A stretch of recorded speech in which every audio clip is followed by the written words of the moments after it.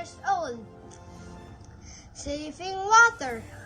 We need it to drink, wash, cook, and flush the toilet.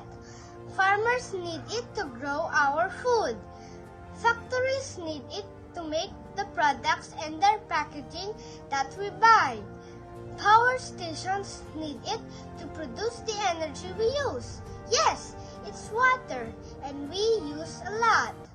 That's okay, there's a lot of water on our planet. True, but did you know that we cannot use most of it?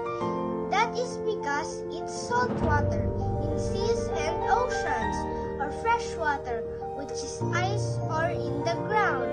In total, we can use less than 1% of all the water on the planet. So, why is it a problem now?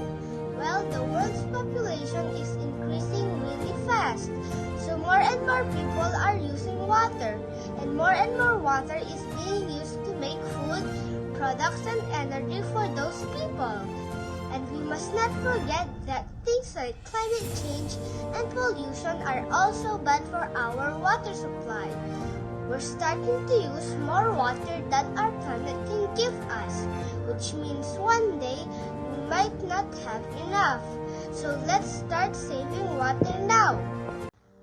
Did you know up to 2,700 liters of water are needed to produce one cotton t-shirt and up to 12,760 liters for one smartphone? Coal, gas, and nuclear power plants all use water to produce our energy. By 2050, the amount of water we use is